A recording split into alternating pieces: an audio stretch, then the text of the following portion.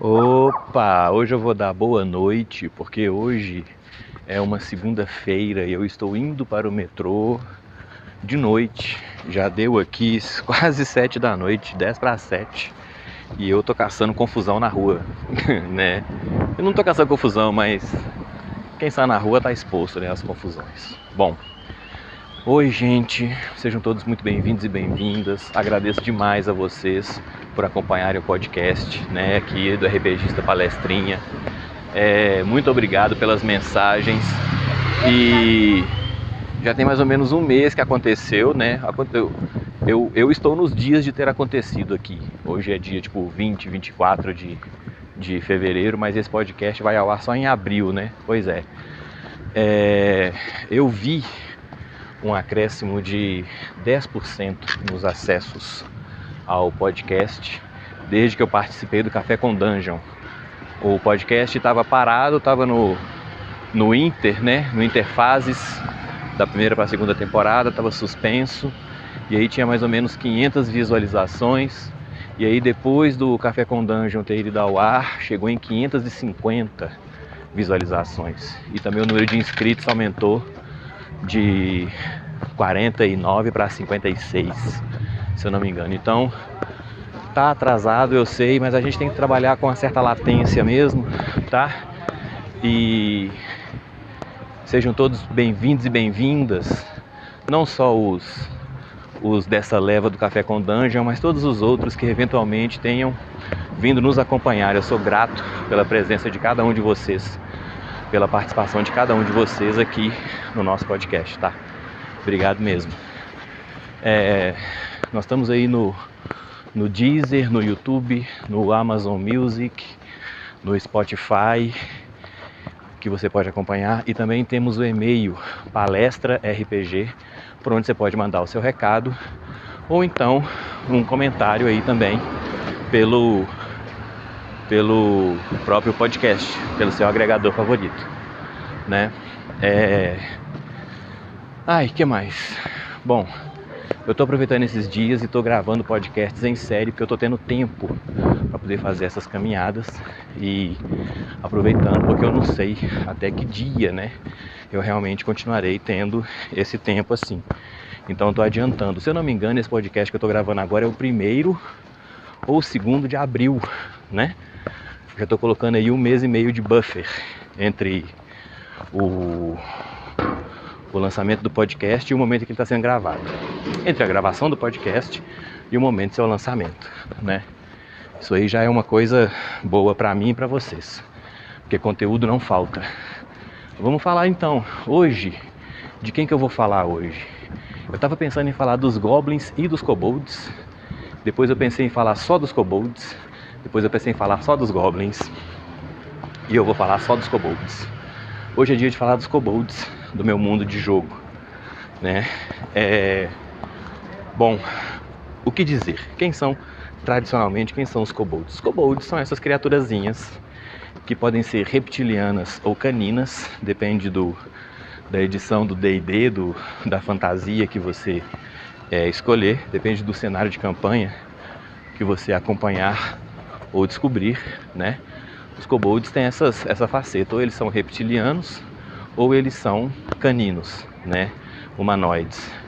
Ambos humanoides, tamanho pequeno, uns mais parecidos com mamíferos, cães, outros mais parecidos com répteis, tipo dragões, vamos chamar assim, né? Que são humanoides pequenos, aquele pacotão dos Chaotic Evil, né? Dos bichos ruins, pequeno e ruim, e que são colocados como sendo tradicionalmente os primeiros adversários dos personagens jogadores, por serem, vamos dizer assim, criaturas matáveis e que não oferecem grande perigo, né? Pelo menos não quando estão em pequeno número. Quando estão em grande número, obviamente, oferecerão algum risco, algum perigo, até mesmo algum risco. Os kobolds não têm uma trajetória de nada assim mais pertinente. Até mesmo quando eles aparecem em mídias, em jogos, aventuras com algum destaque, esse destaque é colocado meio que meio que como uma piada interna, sabe? O jogo Baldur's Gate, por exemplo, tem uma citação de kobolds que vão se tornar os reis dos esgotos da cidade de Athkatla, Baldur's Gate 2. E aí tem um cajado mágico lá, que na verdade você precisa dele para dar uma quest, para conseguir um determinado item, que eu não vou dizer agora. E aí você tem que conseguir o cajado desse kobold. E quando você chega lá, seu grupo já é tipo 10º nível. Então, pro seu grupo eliminar 10 kobolds, 15 kobolds é trivial. Só que aí o que você pode fazer é subornar o kobold pelo cajado. E aí é que vem a piada, né? Porque ele vai falando que o cajado é o cajado abençoado e vai dar toda a glória e fortuna aos kobolds e vai abrir os caminhos, e os kobolds deixarão de ser tão insignificantes quanto são e passarão a dominar o mundo e não sei o que. Aí você fala de jogar 2.000 PO na mão do kobold, ele até pergunta assim, quanto de ouro você falou mesmo que você tá me dando aí? 2.000 moedas de ouro. Ele tá, ok, vendido. Aí os kobolds que eram seguidores desse kobold profeta ficam bravos com ele. Ele fala, não, vocês podem ficar chateados quando vocês quiserem. Com 2.000 moedas de ouro eu vou tomar marguerita na praia de Acapulco. Ou alguma coisa nesse sentido, assim, uma piada desse naipe, né? E aí os coleguinhas dele matam ele e você pode pegar o cajado e levar embora sem ter que ficar lutando com o kobold, que é uma perda de tempo, né? Mas então eles são colocados geralmente nesse sentido. Eles são colocados como sendo essas criaturas pequenas, de ambições pequenas, de moral frívola, volúveis, né? Que são basicamente essas buchazinhas de canhãozinho que são colocados para o mestre poder ensinar aos jogadores como que o sistema de combate funciona. Aí bota o grupo para poder bater nos kobolds. Pois é, eu acho que eu não preciso nem dizer, vocês já me conhecem bem o suficiente, né? Eu não acho que não é surpresa nenhuma que eu vou dizer assim, eu não gostei disso. Eu não achei isso bom, não achei isso legal, não achei isso divertido, não achei isso bacana, não achei isso massa, né? Tem um contraponto que tem que ser feito realmente a respeito dos kobolds, né? Eles sempre são ditos e havidos como se reproduzindo numa escala acelerada, né? Se não me engano, antigamente, nos anos 90, o pessoal falava que para os elfos, os humanos se reproduziam numa escala acelerada, tipo 10 vezes maior, 15 vezes maior que a de um elfo. E dizia-se que para os humanos, os kobolds é que se reproduzem numa escala acelerada, de 10 ou 15 vezes mais rapidamente, né? Então é claro que você tem que contrabalançar uma coisa com a outra, porque senão, para onde que vai transbordar esse mundaréu de kobolds, né? Não tem jeito. Para onde que vai um tantão de kobold se o mundo não tá aí para poder dar um check, né? Dar uma controlada no crescimento populacional desses humanoides. Bom, pois a minha ideia, e isso vale para os kobolds, para os taslóis e para os goblins, a minha ideia é a de que os humanoides menores, pequenos, especialmente os que vivem em cavernas, acaba que tem presença muito mais constante nos conflitos do subterrâneo do que se esperaria, ou do que eles gostariam até. E por que isso? Porque eles se espalham, justamente porque eles estão em todos os lugares, seja em comunidades pequenas, em pequenas patrulhas, ou em cidades maiores, ocupações, assentamentos maiores. Eles estão sempre ali do lado, né? Eu também aproveitei essa faceta dos kobolds de terem uma faceta reptiliana e coloquei que eles têm uma característica mais individualista, apesar de conviverem em comunidades que às vezes passam dos 100 mil indivíduos, né? Isso explicaria a dificuldade deles de se organizar durante muito tempo numa sociedade maior, num grupo maior, mais organizado mesmo, e que conseguisse expor mais força ou resistir muito mais às ondas, né? As viradas de poder que o mundo, tanto da superfície quanto da subsuperfície, estão aí para oferecer. Só que aí eu fui fazendo isso, e o que foi acontecendo? Eu fui chegando no mesmo lugar onde eu comecei, né? E aí os kobolds ainda eram esses bichinhos descartáveis, bucha de canhão, né? Que estavam aí mesmo para tomar tapa na cara, né? Ser escorraçado e usados mesmo como sendo as primeiras casualidades, os primeiros dispensáveis de qualquer exército, qualquer outro povo, qualquer situação que fosse. E não era isso que eu queria. Eu queria uma coisa diferente. Então, apesar de manter essas características, eu comecei a pensar os kobolds pela exceção. Eu comecei a colocar a ocupação deles no mundo de jogo pela exceção à regra, não pela regra. Então, o que eu fiz? Eu coloquei esse terreno, essa região, que tem ali uma tríplice fronteira, vamos chamar assim. É um lugar que tem do lado vamos chamar norte, né? Tem o terreno dos humanos. Para sul tem o terreno dos orcs. Para oeste tem a terra dos Caetir. E para leste tem o terreno de um outro povo que também é humano, mas são os nômades.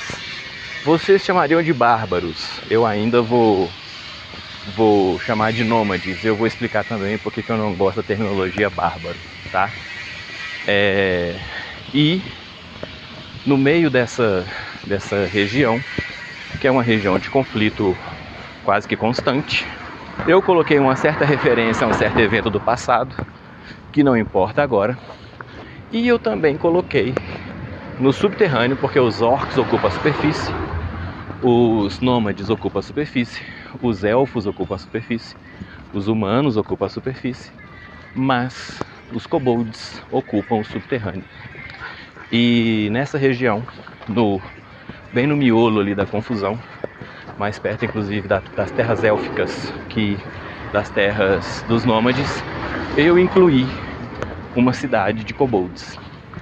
Essa cidade se chama Pratrakrara, que é bem um trava-língua mesmo e é de propósito. E essa cidade ela é imensa, ela tem 1 milhão de kobolds lá dentro.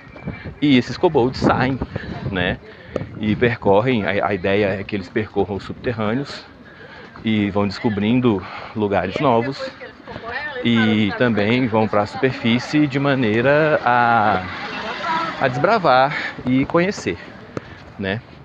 Mas assim, esses kobolds sabem que essa cidade ela é um lugar único no mundo, né? Apesar que um kobold não vive tanto, mesmo a expectativa de vida natural deles assim não é tão elevada, mas os que vivem sabem que provavelmente no mundo essa cidade é a única que chegou a ter o tamanho que tem.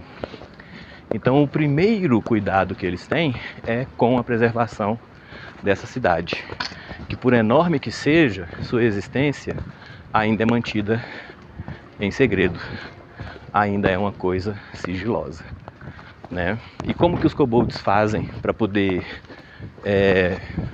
manterem em segredo essa cidade? Eles escavaram, isso é a maneira deles de ver o mundo, né? Eles escavaram vários e vários e vários túneis que chegam até essa cidade.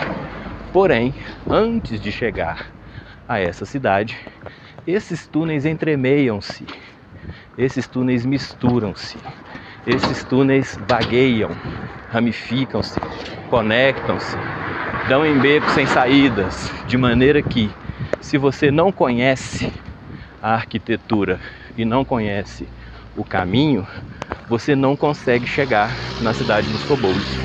Você fica perdido no labirinto de túneis pequenos, que são feitos pro tamanho de um kobold, né? Então qualquer criatura com 1,5 m ou mais de altura já teria dificuldade a andar, de maneira que os kobolds estão protegidos em sua cidade, até mesmo pela dimensão desses túneis, pela dimensão, o vagar, a escuridão e etc. E os kobolds, eles fizeram eles fizeram várias falsas cidades, e uma dessas cidades eu já utilizei numa aventura que eu mestrei, que eu já escrevi, chamada Não Tenho Troco. Essa aventura é uma aventura na qual os jogadores adotam personagens kobolds e a função deles é conquistar moedas de cobre. Por que moedas de cobre? Porque para os kobolds do meu mundo vale o mercado inverso.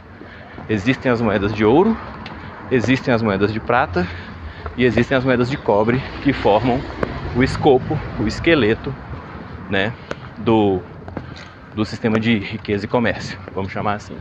Só que para os kobolds, as moedas de cobre são as que valem mais, ao contrário dos humanos. Os humanos gostam muito das moedas de ouro, colocam a prata em segundo lugar e o cobre em terceiro, né? Os kobolds não. Para os kobolds, a moeda que vale mais é a moeda de cobre. A moeda de prata em segundo lugar e a moeda de ouro em terceiro. Então, uma missão que esses kobolds têm de conquistar as moedas de cobre é uma missão de conquistar riquezas e trazer riquezas para poder ajudar a reforçar a cidade. E nessa aventura, uma das maneiras... Eu sei que eu estou dando altos spoilers dessa aventura, mas não chega a ser um problema, porque isso, vamos dizer assim, é conhecimento comum entre os kobolds. Então, se vocês forem jogar essa aventura, essa informação é uma que os personagens de vocês já terão. Da mesma forma que um grupo de jogadores, tradicionalmente, se reúne na taverna, porque esse é o lugar onde todo mundo sabe, de antemão, que é onde os personagens se encontram. Então, ir para a taverna é o procedimento padrão, vamos chamar assim, né? E para os kobolds, essa situação também que eu vou narrar aqui, que eu vou descrever aqui, é uma situação padrão. Qual que é a parada? Os kobolds montaram esse labirinto de coisas e casas, etc., para proteger a cidade de Prata Clara, e em alguns pontos desses túneis que eles foram escavando, por uma razão ou por outra, eles encontraram esses salões que eram maiores, ou eles quiseram escavar um salão que era maior, né? Acharam por bem, era um lugar estratégico. E nesses lugares, fossem cavernas naturais, túneis de outros povos que estavam abandonados, eles encontraram, cavernas e salões que eles mesmos quiseram fazer que fossem maiores, nesses lugares eles montaram falsas cidades e criaram postos de defesa que estão lá basicamente para serem atacados pelos habitantes da superfície. E geralmente nesses postos de defesa existe uma magia de ilusão que bloqueia o acesso aos lugares mais profundos dos túneis, o que garante que os visitantes da superfície, os aventureiros, vão entrar por esses túneis, chegar a essas cidades falsas, enfrentar os kobolds que ali estão, saquear aqueles tesouros, entender que aquilo ali é um beco sem saída e não mais percorrer, não mais se aprofundar na investigação dos túneis, o que protege a cidade de Prata Clara e faz com que os kobolds estejam em segurança. E para manter essas cidades, eles selecionam indivíduos que estão realmente bem dispostos e bem seguros, e aí essas pessoas melhor treinadas, esses indivíduos melhor treinados, fazem a defesa. Quando eles tomam um ataque ou dois, eles caem no chão, fingem de morto. É o truque mais velho do livro, né? Fingir de morto. Aí os invasores saqueiam o pequeno povoado kobold e saem dali contando vantagem, especialmente levando as moedas de ouro, que os kobolds realmente, para as quais os kobolds realmente não dão nenhum valor, e às vezes até largando para trás as moedas de cobre, que são aquelas que com as quais os kobolds realmente se importam. Esse modelo de aventura eu fui inspirado num livro chamado Reverse Dungeon, do AD&D, que é um modelo de jogo no qual, ao invés de você jogar com os personagens, os heróis tradicionais, vamos dizer assim, você joga com os monstros. E aí você criava uma masmorra que tinha que ser defendida dos heróis. Os heróis vinham invadindo e você tinha que fazer alguma coisa para detê-los, né? No fim das contas, você não consegue deter os heróis. E esse jogo me fez pensar em como seria o mundo, a ação dos personagens jogadores, heróicos ou não, mercenários ou não, vilões ou saltimbancos ou não, perante a visão de mundo dos humanoides. E eu entendi que para os kobolds faz muito sentido você se posicionar dessa forma. E isso explicava umas coisas bem interessantes de metajogo, porque é muito comum, né? Você tá no ermo, aí você encontra uma patrulha kobold, aí você liquida a patrulha kobold. No dia seguinte tem outro encontro aleatório. Se o mestre rolar uma patrulha kobold, lá está a mesma patrulha kobold do dia anterior. A mesma assim, né? Os mesmos kobolds patrulhando no mesmo lugar, sem reflexão alguma a respeito da patrulha do dia anterior. Mesma coisa a cidade, você elimina os kobolds todos de uma cidade no dia seguinte eles estão tudo lá de novo. Então eu pensei, que maneira melhor do que colocar isso como sendo um teatrinho que os kobolds fazem para poder espantar os aventureiros, né? Achei sagaz, achei inteligente e achei que era uma coisa que casava muito bem mesmo, com o que eu já tinha pensado do que seriam os kobolds no meu cenário de campanha. E aí, quando eu pensei na questão das cidades subterrâneas, eu pensei também na questão dos kobolds conhecerem os caminhos de superfície. Porque quando você está tentando garantir a segurança da sua casa, nesse sentido aí, não basta você colocar esses dispositivos, é necessário que você conheça também a superfície.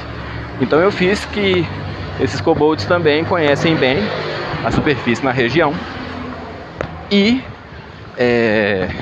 eles tanto perambulam por ela que a região é chamada de trilhas estreitas, justamente porque são trilhas feitas por kobolds abertas, né, de tanto eles andarem para lá e para cá, e que são, vamos dizer assim, menores do que seriam para um humano, tamanho médio. O que isso significa? Significa que esse nome foi colocado pelos humanos. Então esse nome é originário da maneira como os humanos enxergam esse território. Eles enxergam esse território como sendo deles e entendem que os Kaetir e os orcs estão tentando invadir e tomar posse, assim como também os nômades das terras de Gorush, que eu ainda vou descrever direitinho para vocês ainda, que eu não descrevi ainda.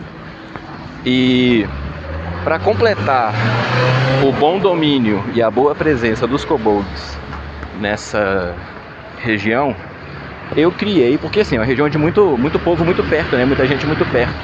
Eu criei uma taverna, que é muito mais um complexo de construções, chamada Taverna dos Destinos Cruzados, que é um território neutro, é um território onde não pode ter ataque de ninguém por ninguém, né?